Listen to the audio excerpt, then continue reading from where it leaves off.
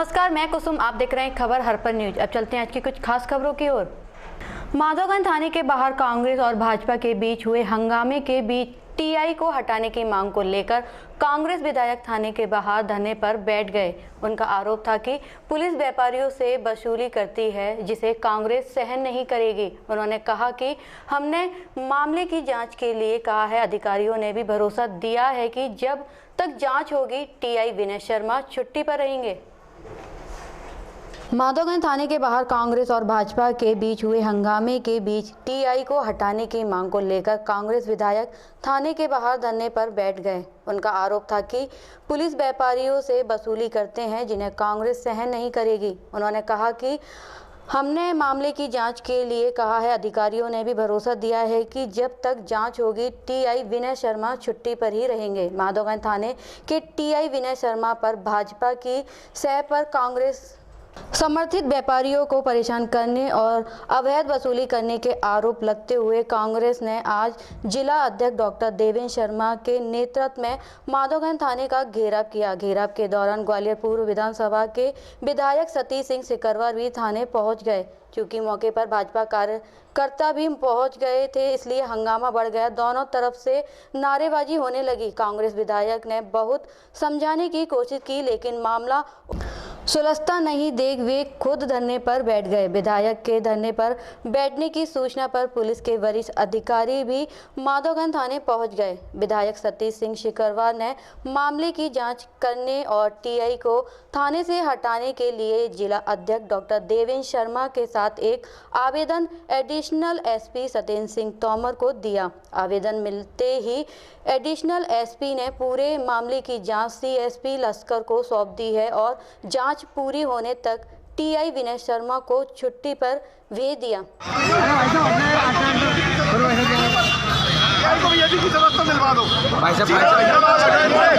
क्या मतलब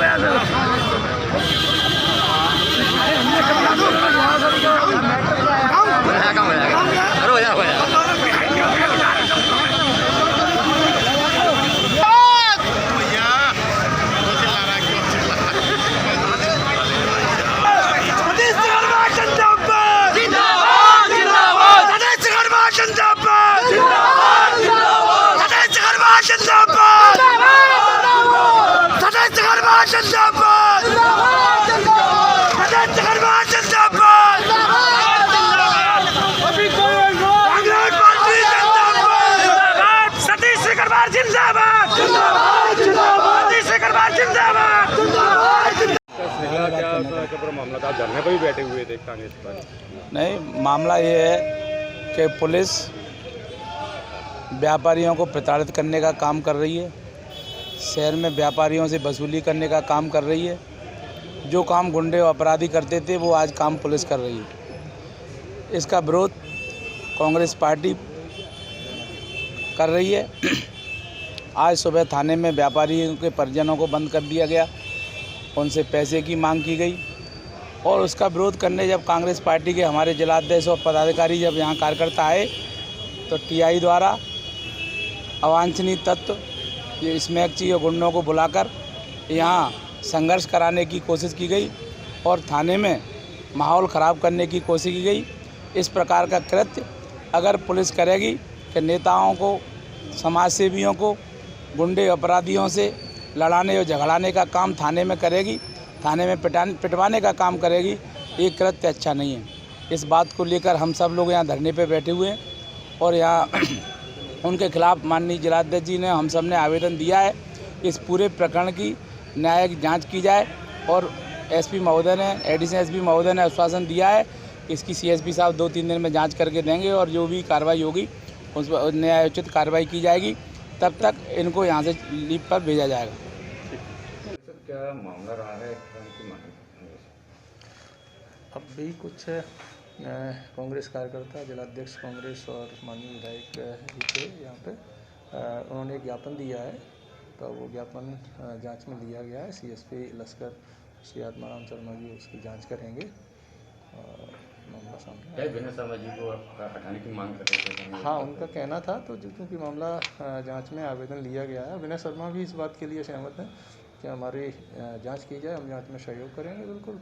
और तब तक वो खुद कह रहा है कि हम सिक डाल के अपने बाहर रहेंगे जब तक जांच नहीं हो जाती। विनय का भी ये ऐसा कहना है कि मैं खुद ये चाहता हूँ निष्पक्ष जांच हो जाए। कांग्रेस बीजेपी आमने सामने हो गए एकदम बाहर हुए। अब तो राजनीतिक लोग हैं, उनमें भी ऐसा कोई आपस के ही सब लोग हैं, सब चले भी गए, कोई ऐसी बात नहीं है। जिला कलेक्टर और पुलिस अधीक्षक के निर्देशन पर ट्रैफिक पुलिस प्रदूषण नियंत्रण बोर्ड और परिवहन विभाग ने आज संयुक्त रूप से कार्रवाई करते हुए प्रदूषण फैला रहे वाहनों के खिलाफ कार्रवाई की।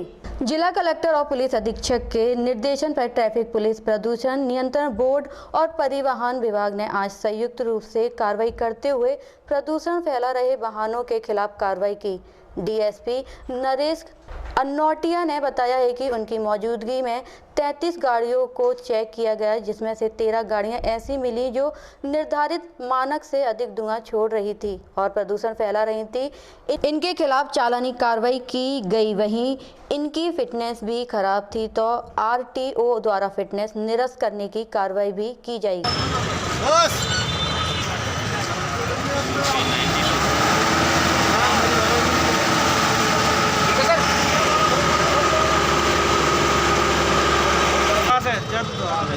कार्रवाई की जा रही है। देखो यार ब्रदर, क्या ध्वनि प्रदूषण और वायु प्रदूषण की चेकिंग हम कर रहे हैं। तो जो लोग धुआं ज़्यादा फैला रही थी गाड़ियाँ, उनकी चेकिंग आज की गई है। 33 गाड़ियों की चेकिंग की गई है, जिसमें से 13 गाड़ियाँ अनफिट पाई गई हैं।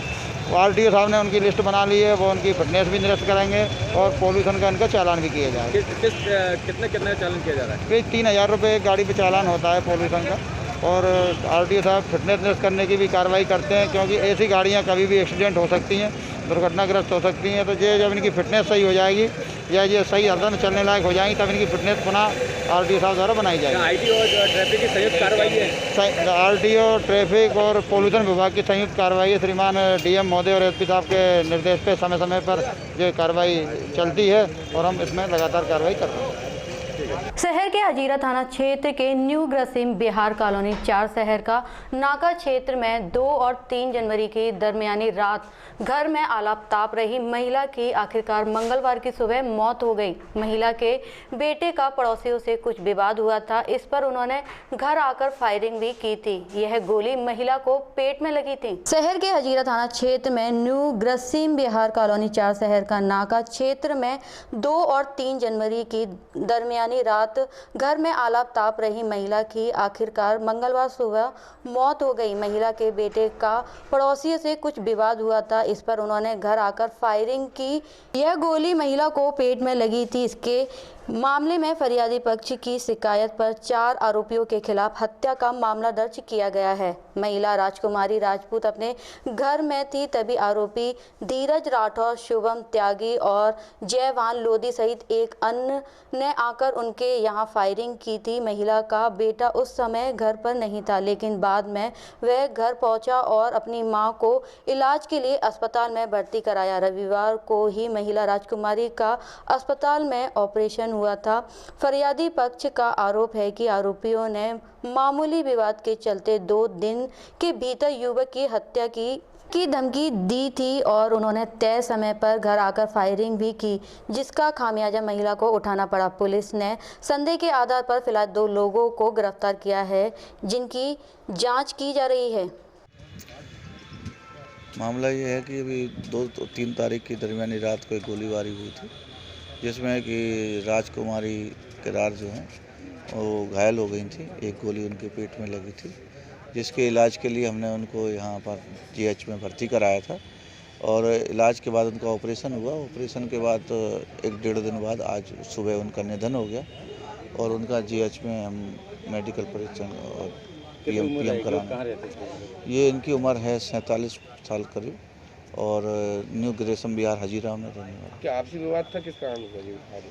नहीं, इसमें क्या है कि एक इनके बालक का किसी से विवाद हुआ था और उसी विवाद के चलते उन लोगों ने उसमें वो किया। उस समय तो मामले में अज्ञात आरोपी थे। अभी हम लोगों ने पताराशी करके और सफलता प्राप्त गोली लगी थी महिला को। ठीक। परम सिंह राजपूत। क्या घटना हुई थी और कौन है जिन्होंने गोली मारी थी? क्या नाम है महिला का जिसको गोली लगी? महिला का नाम है राजकुमारी, वो पत्नी है हमारी। कितनी उम्र होगी उनकी? लगभग 45 साल। पूरा सरनेम क्या है? करार। क्या मामला था? किसने गोली मारी? कौन है जी? क्या है? ये है जयमान लोधी और क्या नाम है उसका, शुभम त्यागी और धीरज राठौर। क्या विवाद था जी? ये हमारे लड़के से विवाद हुआ है 1-2 दिन पहले। इनकी कोई बातचीत हुई, लड़के लड़के हैं, कुछ वाद विवाद हुआ है।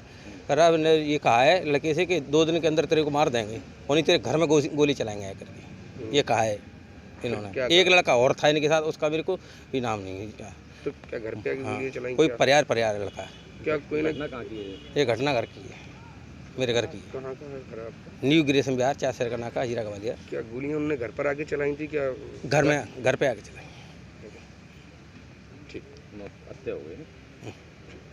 ग्वालियर में पिछले 6 दिन से चल रही सफाई कर्मियों की हड़ताल के दौरान निगम कमिश्नर को हटाए जाने का कर्मचारियों ने स्वागत किया है। उन्होंने मुख्यमंत्री शिवराज सिंह चौहान का धन्यवाद ज्ञापित करते हुए कहा है कि सफाई कर्मचारियों की हालत पूरे मध्य प्रदेश में बेहद खराब है। मामूली सी तनख्वाह यानी 6,000 रुपये पर यह कर्मचारी आउटसोर्स कंपनी के माध्यम से लगे हुए हैं, उसमें अभी उन्हें समय पर भी वेतन नहीं मिल पाता है। इसलिए पूरे मध्य प्रदेश से यह ठेका प्रथा खत्म की जाए और सफाई कर्मियों को स्थायी नियुक्ति प्रदान की जाए। ग्वालियर में पिछले 6 दिनों से चल रही सफाई कर्मियों के हड़ताल के दौरान निगम कमिश्नर को हटाए जाने का कर्मचारियों ने स्वागत किया है। मुख्यमंत्री शिवराज सिंह चौहान का धन्यवाद ज्ञापित करते हुए कहा है कि सफाई कर्मचारियों की हालत पूरे मध्य प्रदेश में बेहद खराब है। मामूली सी तनख्वाह यानी 6,000 रुपये पर यह कर्मचारी आउटसोर्स कंपनियों के माध्यम से लगे हुए हैं, उन्हें समय पर वेतन नहीं मिल पाता है। इसलिए पूरे मध्य प्रदेश से यहां ठेका प्रथा खत्म किया जाए और सफाई कर्मियों को स्थायी नियुक्ति प्रदान की जाए। उन्होंने मुख्यमंत्री से अपना दिल बड़ा करके इस मामले में अविलंब निर्णय लेने का आग्रह किया है। हड़ताली कर्मचारियों ने महाराज बाड़े पर मंगलवार को भी धरना दिया और ठेका प्रथा को समाप्त कर विनियमित कर्मचारियों को नियमित करने और आउटसोर्स तथा इको ग्रीन कंपनी से लिए गए कर्मचारियों को भी स्थायी करने की मांग की है। उन्होंने कहा कि दलित समाज का यह तबका सफाई जैसे व्यवसाय से जुड़ा है। सरकार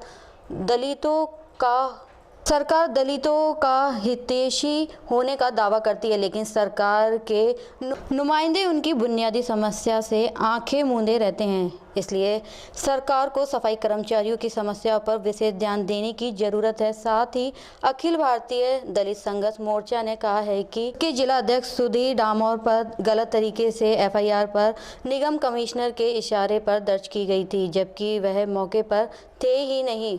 उनका उस समय धरना प्रदर्शन महाराज बाड़े पर चल रहा था। CCTV फुटेज से इसकी छानबीन की जा रही है। इस संबंध में दलित संगठन बुधवार को पुलिस अधीक्षक को ज्ञापन सौंपेंगे। ठेका प्रथा बंद करो, बंद करो, बंद करो।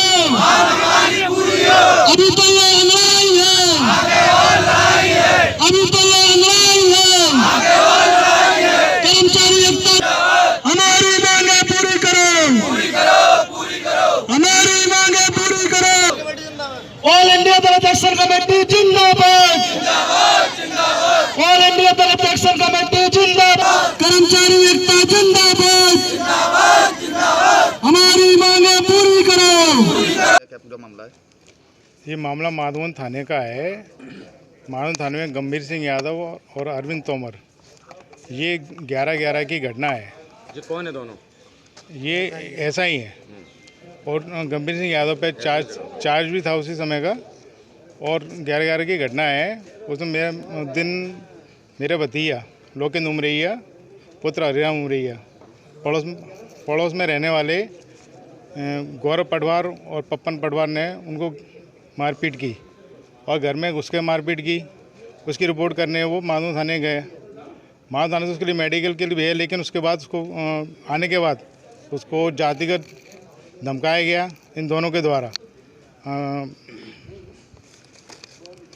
फिर क्या हुआ? धमकाया गया कि अगर तुम राजीनामा नहीं करोगे तो तुम्हारे खिलाफ एक परिवार के खिलाफ झूठा मुकदमा कर दिया जाएगा। तो भतीजे ने डर के, हमारे बड़े भतीजे ने राजीनामा कर लिया। उसकी टेंशन में आके 16/11 को भतीजे ने जहरीला पदार्थ का सेवन कर लिया, जिससे जान बचाने में हम लोग लग गए। और उन्होंने अपना फंसता उनको ऐसा लगा कि हम लोग फंस रहे हैं, तो उन्होंने लड़की से एक आवेदन लेके झूठा एक मुकदमा उसके ऊपर FIR कर दी। भतीजे के ऊपर झूठी FIR कर दी। क्या नाम बताया भतीजे का आपने? लोकेंद्र उमरैया। यही गंभीर सिंह यादव 6/18 की घटना है।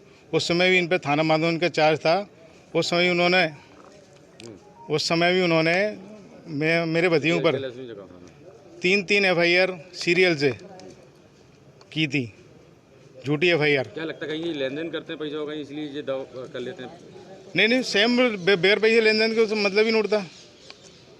लेकिन जातिगत प्रताड़ना करें इन्होंने हमको जो लगता है जातिगत प्रताड़ना करें उन्होंने ऐसा हमसे व्यवहार किया है। आपसे मिले, क्या आश्वासन मिला है आपको? उन्होंने हमें कार्रवाई का आश्वासन दिया है, क्योंकि हम जातिगत के तहत प्रताड़ित हो रहे हैं। ठीक है। तो उन्होंने हमें आश्वासन दिया है और हमने सारी प्रतिलिपियाँ सारे अधिकारियों को दे रही हैं, कप्तान साहब को दे रखी हैं, IG साहब को दे रखी हैं, सबको भेजी हमने पूरी प्रतिलिपि। माननीय मुख्यमंत्री का हम बहुत बहुत आभार व्यक्त करते हैं और ऐसे निर्णय के लिए स्वागत, वंदन, अभिनंदन। और माननीय मुख्यमंत्री जी को अपना और हृदय थोड़ा सा बड़ा करना चाहिए। हमारी जो ठेका प्रथा है समस्त मध्य प्रदेश से ख़त्म होना चाहिए। 7-7, 8-8 महीने तक हमारे लोगों को वेतन नहीं मिलता और हमारे जो कर्मचारी नेता हैं, ऑल इंडिया दलित एक्शन कमेटी कर्मचारी मोर्चा के जिलाध्यक्ष सुधीर डागोर जी, उन पर जो प्रकरण लगाया गया है तत्काल प्रभाव से वापस किया जाना चाहिए। कल उसी के तत्वाधान में टीम ऑल इंडिया दलित एक्शन कमेटी मध्य प्रदेश प्रत्येक जिले में मुख्यमंत्री जी के नाम ज्ञापन देगी कि सुधीर डागोर से जो प्रकरण दर्ज किया है उसको तत्काल प्रभाव से वापस लिया जाए। निगम कमिश्नर ने आपने कचरा फैलाया है, उसके संबंध में ये हमारे ऊपर झूठा आरोप लगाया हुआ है उनके द्वारा। ये हमें सुबह से ही धमकी दे रहे थे कि आप हड़ताल ख़त्म कर दो वरना आपके ऊपर हम FIR दर्ज करा देंगे। सुबह से धमकी आ रही थी और हमने जब स्ट्राइक ख़त्म नहीं की, अपना मूवमेंट ख़त्म नहीं किया, जब तक हमने कहा ठेका प्रथा ख़त्म नहीं होगी, हमारे विनियमित कर्मचारी भाइयों को नियमित नहीं किया जाएगा, जब तक हम हड़ताल ख़त्म नहीं करेंगे। तो ये हमें बराबर धमकी दे रहे थे कि आपके ऊपर FIR करा दी जाएगी और इन्होंने हमारे ऊपर झूठी FIR कराई है, जिसका प्रूफ हमारे पास ये है कि जिस समय FIR हुई है उन्होंने हमारे ऊपर जब आरोप लगाया है, हम यहाँ पर अपने साथियों के साथ बाड़े पर मौजूद थे, हमारे पास प्रूफ है। हम SP साहब को ज्ञापन देंगे कि हमारे ऊपर जो आरोप लगाया गया है उसकी निष्पक्ष जांच कराई जाए, हम वहाँ मौजूद थे या नहीं, और CCTV फुटेज वहाँ रोडों पर हैं उसकी वीडियो निकाली जाए, वहाँ मौजूद नहीं थे। और हम ये निवेदन भी करते हैं कि हमारे ऊपर झूठा आरोप सिद्ध होता है तो जिसने हमारे ऊपर झूठा आरोप लगाया है उसके ऊपर सख्त से सख्त कार्रवाई की जाए। माधोगंज थाने में पदस्थ 2 पुलिस अधिकारियों की शिकायत पर SP आजाद से की गई फरियादी ने SP को दिए गए आवेदन में कहा कि सब इंस्पेक्टर गंभीर सिंह यादव और अरविंद तोमर हमारा जातिगत अपमान कर हमें लंबे समय से प्रताड़ित कर रहे हैं। SP आजाद ने उनका आवेदन लेकर उचित कार्रवाई का भरोसा दिया है। माधोगंज थाने में पदस्थ 2 पुलिस अधिकारियों की शिकायत SP AJK से की गई फरियादी ने SP को दिए आवेदन में कहा कि सब इंस्पेक्टर गंभीर सिंह यादव और अरविंद तोमर हमारा जातिगत अपमान कर हमें लंबे समय से प्रताड़ित कर रहे हैं। SP AJK ने उनका आवेदन लेकर उचित कार्रवाई का भरोसा दिया है। माधोगंज थाना क्षेत्र के आपागंज में रहने वाले हरीश उमरिया ने SP AJK राय सिंह नरवरिया को एक लिखित आवेदन देकर उनके परिवार के साथ 2 पुलिस अधिकारियों द्वारा लगातार जातिगत अपमान और प्रताड़ित करने की शिकायत की है। हरीश ने कहा कि 11 नवंबर को मेरे भतीजे लोकेंद्र के साथ पड़ोस में रहने वाले गौरव पाठ बार और अन्य लोगों ने मारपीट की, जिसकी शिकायत करने वो माधोगंज थाने में गया तो वहां पदस्थ सब इंस्पेक्टर गंभीर सिंह यादव और अरविंद तोमर ने उसकी शिकायत नहीं ली, उल्टा उसे जातिगत रूप से अपमानित कर परिवार पर झूठा मुकदमा दर्ज कराने की धमकी देकर राजीनामे का दबाव बनाया, जिसके बाद मेरे भतीजे ने राजीनामा कर लिया। पुलिस अधिकारियों के व्यवहार से दुखी होकर मेरे भतीजे ने 16 नवंबर को जहरीला पदार्थ पी लिया। हम भतीजे की जान बचाने में लगे थे तो खुद को फंसता देख इन लोगों में से मारपीट के आरोपी के परिवार की एक लड़की से आवेदन दिलवाकर भतीजे पर झूठा मुकदमा दर्ज करवा दिया। आवेदन लेने के बाद SP ने उचित कार्रवाई का भरोसा दिया है। क्या पूरा मामला है? अभी हरीश जो है नाम के आवेदक हैं, वो थाना माधोगंज क्षेत्र से आए हैं। उन्होंने बताया है कि हमारे परिवार के खिलाफ कुछ जो है FIR हो रही हैं। इस संबंध में कुछ पुलिस अधिकारी हैं, उनके नाम उन्होंने लिख किए हैं। इस संबंध में मेरे द्वारा जो आवेदन उनका लिया गया है और विधि संगत कार्रवाई के लिए मैं संबंधित पुलिस अधीक्षक कार्यालय में भेजूंगा और जांच उपरांत उसमें क्या आता है निकल के और जो भी तथ्य आएंगे उसके आधार पर वैधानिक कार्रवाई है तो लिख देंगे। Thank you. कोरोना काल में मानवता की सेवा कर समाज के लिए मिसाल कायम कर खुद की जिंदगी खतरे में डालने वाले कोरोना योद्धा के लिए Swan the voice of street dog foundation द्वारा सम्मान समारोह आयोजित किया गया, जिसमें शहर के विभिन्न समाजसेवी, पत्रकारों, गणमान्य नागरिकों को संस्था द्वारा सम्मानित किया गया। इस अवसर पर पूर्व महापौर समीक्षा गुप्ता, भाजपा नेता प्रीतम लोधी, शहर भाजपा अध्यक्ष कमल माखीजानी और संस्था की अध्यक्ष नम्रता सक्सेना मौजूद रहीं। कोरोना काल में मानवता की सेवा कर समाज के लिए मिसाल कायम कर खुद की जिंदगी खतरे में डालने वाले कोरोना योद्धा के लिए Swan the voice of street dog foundation द्वारा सम्मान समारोह आयोजित किया गया, जिसमें शहर के विभिन्न समाज सेवियों, पत्रकारों, गणमान्य नागरिकों को संस्था द्वारा सम्मानित किया गया। इस अवसर पर पूर्व महापौर समीक्षा गुप्ता, भाजपा नेता प्रीतम लोधी, शहर भाजपा अध्यक्ष कमल माखीजानी और संस्था की अध्यक्ष नम्रता सक्सेना मौजूद रहीं। Thank you sir. हार्दिक स्वागत, वंदन और अभिनंदन करती हूँ। सबसे प्रथम मैं अपने अतिथिगणों से गुजारिश करूँगी कि वो माँ सरस्वती का पूजन कर हमारी ग्वालियर में बेटियों के लिए इतने अच्छे कार्य करती है। मैं भी इस संस्था। सर, मेरा नाम नम्रता सक्सेना है। आपकी जो संस्था उसका नाम क्या है? Swan the voice of street dog foundation. जी, आज क्या कार्यक्रम रखा था? सर, मैंने कोरोना काल में जो मीडिया कर्मियों ने, पत्रकार बंधुओं ने काम किया है, उनको सम्मानित करने के लिए ये प्रोग्राम किया है और साथ ही साथ कुछ संस्थाओं का भी सम्मान किया है जो बहुत अच्छा शहर में काम कर रही हैं, और उसके साथ कुछ इंडिविजुअल पर्सन जिनको कोई नहीं पहचानता, उनको भी पहचान दिलाने के लिए उनका भी सम्मान किया है मैंने। लगभग कितने पत्रकारों, कितनी संस्थाओं का आपने सम्मान किया? सर, लगभग 30 पत्रकार और संस्थाएं लगभग 20 और इंडिविजुअल व्यक्ति शायद 30। अच्छा, ऐसे आप समय समय पर और क्या काम करते हैं आप सामाजिक? सर, मेरा तो मेन काम है स्ट्रीट डॉग के लिए। जिन डॉग्स को कोई पसंद नहीं करता, जिनके लिए लोग घृणा करते हैं, उनको बचाने का काम मेरा है सर। और मैं चाहती हूँ कि मेरे जैसे और भी लोग आगे आएँ जो डॉग्स के लिए काम करें। अगर डॉग को कोई बात नहीं, समय मास्क बांट रहे हैं और आज पत्रकार सम्मान किस पे 2 शब्द क्या बोला जाता है? नमस्कार, मैं डॉक्टर वंदना भूपेंद्र प्रेमी। आज स्वान NGO की तरफ से जो प्रोग्राम किया गया है, इसमें पत्रकार बंधुओं का स्वागत किया है। तो मैं इस मंच के माध्यम से सभी पत्रकार बंधुओं को नमस्कार करती हूँ, क्योंकि उन्होंने कोरोना काल में सब बातें हम लोगों तक पहुँचाई और जहाँ जिस चीज़ की ज़रूरत थी वो भी हम लोगों तक पहुँचाया। निश्चित ही ये बहुत ही संघर्ष का समय था और उन लोगों ने हमारा पूरा साथ दिया। तो ऐसे पत्रकार बंधुओं को मेरा नमन है, वंदन है, अभिनंदन है। और मैं इस संस्था की अध्यक्षा को बहुत बहुत बधाई देती हूँ कि उन्होंने आज सभी पत्रकार बंधुओं को यहाँ सम्मानित किया। मैं उनको सम्मान देकर स्वयं को सम्मानित महसूस कर रही हूँ। जय हिंद, जय भारत। हाँ सर, आज किस बात को लिए पत्रकारों को सम्मान किया गया? Swan the voice of street dog foundation ऐसी एक संस्था है जिन्होंने कोरोना वायरस का सम्मान किया है। निश्चित तौर पर संस्था का एक काम अनुकरणीय है, अभिनंदनीय है, क्योंकि कोरोना काल में जिस प्रकार से पत्रकारों ने बीच बीमारी में जाकर सारी खबरें जनता तक पहुंचाई और पूरी जनता को अलर्ट किया किस तरीके से कोरोना की सिक्वेंसेस हो रही हैं, किस तरह दुष्परिणाम, सारा समाज को जागरूक करने का काम पत्रकारों ने किया है, अन्य समाज सेवियों ने किया। इन सब का सम्मान इस संस्था आज कर रही है। आज मेरे पत्रकारों सम्मान किया है, कैसे कितने पत्रकारों ने सम्मान किया? सभी पत्रकारों को सबसे पहले तो मैं बधाई दूंगी, क्योंकि स्वाभाविक रूप से जैसा अध्यक्ष जी ने बोला कि उन विपरीत परिस्थितियों में भी आप लोग वहां पहुंचे और लोगों की जहां ज़रूरत थी वहां हम सबको अवगत कराया। तो आप सबको ढेर सारी शुभकामनाएं, ढेर सारी बधाइयाँ। और योद्धा वही होते जो मैदान में जाके युद्ध ना कहते ना, तलवार हाथ में नहीं होनी चाहिए, युद्ध हम वैसे ही जीत के आए। तो आज हम सब देशवासी गर्व भी कर रहे हैं और मोदी जी को बधाई भी दे रहे हैं कि भारत एक ऐसा देश है जहां वैक्सीन आ गई है और बहुत जल्द हमारे देशवासियों को उस वैक्सीन का फ़ायदा मिलेगा। और आपके माध्यम से मैं पूरे जन जन की ओर से मैं देश के प्रधानमंत्री जी माननीय मोदी जी को धन्यवाद देती हूँ कि हम सब बहुत खुश नसीब हैं और बहुत ही भाग्यशाली हैं जो हमको ऐसे प्रधानमंत्री जी मिले। मुरार स्थित गौशाला रोड पर मस्जिद के पास 47 साल के नंदराम का शव कुएं में पड़ा मिला है। मृतक 31 दिसंबर की रात से गायब था।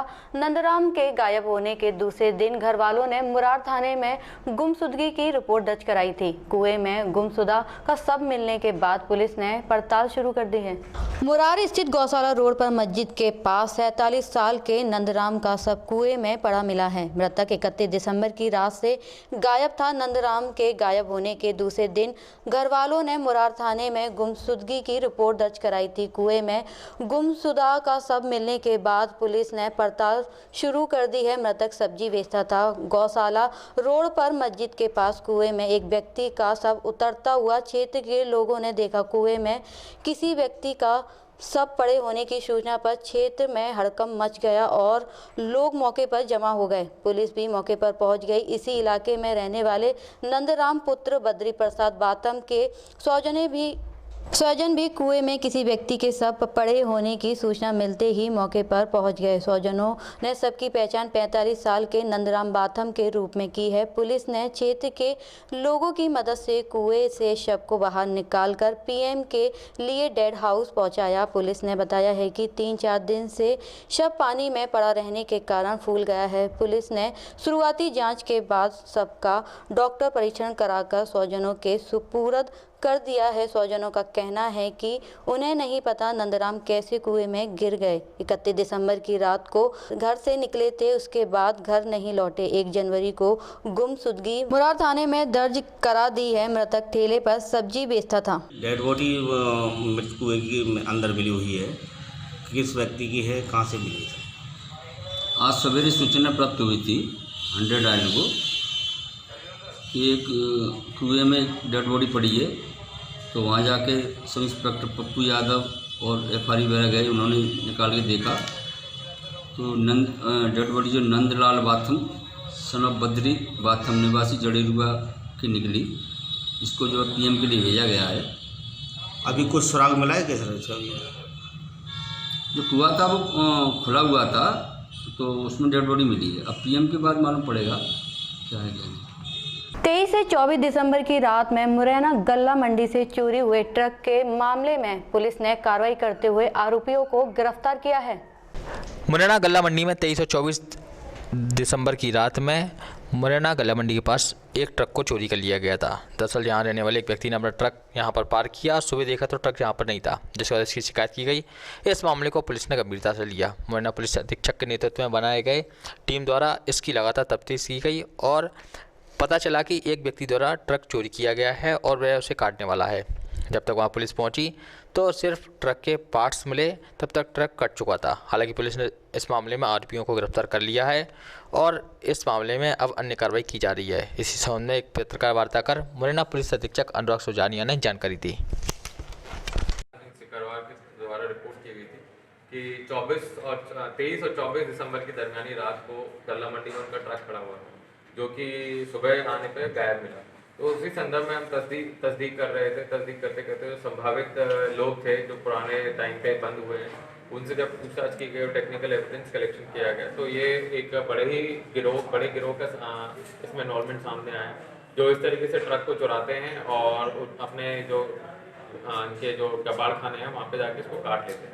तो इसी तारतम्य में एडिशनल एसपी साहब और सीएसपी प्रभारी मैडम और एसओ कोतवाली के नेतृत्व में टीम गठित की गई थी और इन्होंने निरंतर मेहनत करी और उस मेहनत का असर ये रहा कि जो ट्रक चोरी गया था, ऑल्दो हम उसको कटने से रोक नहीं पाए क्योंकि इन्वेस्टिगेशन में थोड़ा सा टाइम लगा, परंतु उसका ट्रक का जो हमें कटे हुए पार्ट से सब मिल गए हैं, बरामद कर लिया गया। और साथ ही साथ इसी तस्दीक के दौरान हमें जितने भी ऐसे कबाड़ी लोग थे जिनके यहाँ पे ट्रक करते थे, उनसे करीब 71 इंजन बरामद किए गए और साथ ही साथ ट्रक का अन्य कटा हुआ सामान भी बरामद हुआ है। ये काफ़ी समय से इनका चल रहा था कि कोई भी जैसे फाइनेंस शुदा वाहन है उसको लाके यहाँ पे काटने का या फिर चोरी के वाहनों को लाकर काटने का भी लोग काम करते थे। तो इस समय करीब 70 लाख से ज़्यादा का रिकवरी हुआ है। इसमें ट्रक के अन्य कटे हुए पार्ट भी मिले, साथ साथ रेल की पटरियाँ भी इनसे बरामद की गई। अभी 3 आरोपी हम लोगों ने हमारे कब्जे में है, बाकी 3 अन्य फरार हैं जिनको जल्द से जल्द गिरफ्तार किया जाएगा। ऊर्जा मंत्री प्रद्युम्न सिंह तोमर की सोशल मीडिया पर एक पोस्ट ने हड़कंप मचा दिया, जिसमें वह लिख रहे हैं कि मैं निजी व अपरिहार्य कारणों से 4 से 10 जनवरी तक दूरभाष व अपने बीच उपस्थित होने में असमर्थ हूं, जिसके लिए क्षमा प्रार्थी हूं। आप मेरी भावनाओं को समझ सकते हैं। यह पोस्ट देखने के बाद शहर में काया शुरू हो गई कि आखिर हुआ क्या है। ग्वालियर में ऊर्जा मंत्री प्रद्युम्न सिंह तोमर ने एक ट्वीट डाला, पूरे शहर में अलग अलग कयास लगना शुरू हो गए। दरअसल उन्होंने सूचना दी कि आप सभी को सूचित करते हुए खेद हो रहा है कि मैं निजी व अपरिहार्य कारणों के कारण 4 जनवरी से 10 जनवरी तक दूरभाष व आपके बीच उपस्थित होने में असमर्थ हूं। आपके बीच उपस्थित न होने के लिए मैं क्षमा प्रार्थी हूं व आशा करता हूं कि आप मेरी भावनाओं को समझकर मेरा सहयोग अवश्य करेंगे। आपकी समस्याओं को लेकर ग्वालियर व भोपाल कार्यालय के लिए उन्होंने अपने नंबर भी जारी किए, लेकिन यहाँ सोचने वाली बात है कि लोगों के बीच रात को 2 बजे भी उपलब्ध रहने वाले ऊर्जा मंत्री प्रद्युम्न सिंह तोमर द्वारा पहली बार इस तरह की पोस्ट डाली गई है, जिससे कई लोग अलग अलग कयास लगा जा रहे हैं। लेकिन अब इसका असली मतलब क्या है, ये तो ऊर्जा मंत्री प्रद्युम्न सिंह तोमर ही आने के बाद बता पाएंगे। कंपू थाना के अंतर्गत चिरवाई में लोकमान्य गृह निर्माण सहकारी संस्था से प्लॉट खरीदने वाले ग्राहकों को यहां के बदमाशों द्वारा परेशान किया जा रहा है और पुलिस भी कोई कार्रवाई नहीं कर रही है। देखिए क्या है पूरा मामला। ग्वालियर के कंपू थाना क्षेत्र अंतर्गत चिरवाई के पास बन रही लोकमान्य गृह निर्माण सहकारी संस्था द्वारा निर्मित कॉलोनी में कुछ लोगों ने प्लॉट खरीदे, लेकिन यहाँ पर प्लॉट खरीदने वालों को अब काफ़ी परेशानी का सामना करना पड़ रहा है, क्योंकि यहाँ के आसपास रहने वाले हिस्ट्री सीटरों द्वारा लगातार उन्हें परेशान किया जा रहा है।